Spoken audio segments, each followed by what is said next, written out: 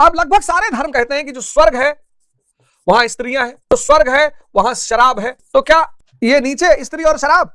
ना, मन जो है दो चीजों से तुरंत शांत हो जाता है, एक शराब से और एक स्त्री के सानिध्य से, या कहें कि वशीभूत हो जाता है। तभी तो वैश्यावृत्ति एक पेशा बना। गरीब आदमी है, पत्नी उसके पास है नहीं, रिक्शा वाला है, पत्नी नहीं है उसके पास, शादी नहीं हुई है, काम आतुर हो गया है, प्रेम उससे कोई करेगा नहीं, पागल हो जाएगा ना।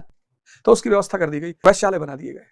व्यक्ति जो सुख के रूप में सबसे ज्यादा जिन चीजों को जानता है, सभी व्यक्ति, सारे इंसान, दुनिया में सारे इंसान जो सुख की भाषा समझते हैं वो स्त्री और शराब के रूप में ही समझते हैं। 44वें श्लोक में अब वो एक और भय दिखाएगा भगवान कृष्ण को। 44वें श्लोक में कह रहा है, उत्सन्न कुल धर्माण मनुष्याणाम जनार्दन नरकानियतम वासो भवति त्यनुशुश्रुमा। हे जनार्दन, नष्ट हुए कुल धर्म वाले मनुष्यों का अनंत काल तक नरक में वास होता है, ऐसा हमने सुना है।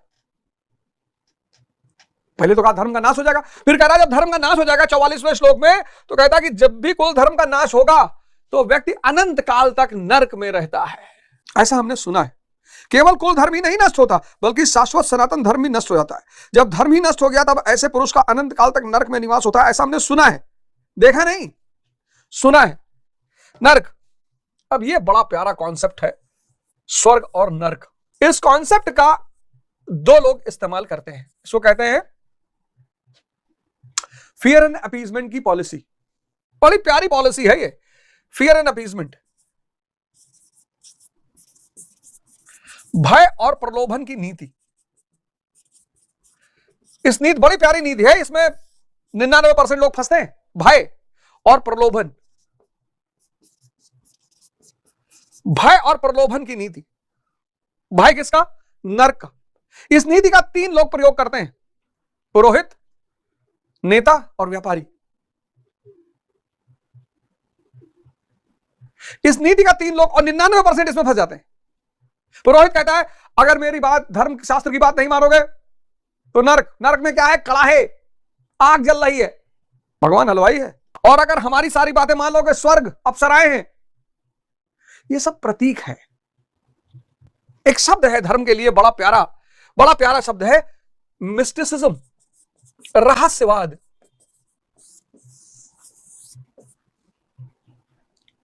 अब लगभग सारे धर्म कहते हैं कि जो स्वर्ग है वहां स्त्रियां हैं, जो स्वर्ग है वहां शराब है। तो क्या ये नीचे स्त्री और शराब? ना, मन जो है दो चीजों से तुरंत शांत हो जाता है, एक शराब से और एक स्त्री के सानिध्य से,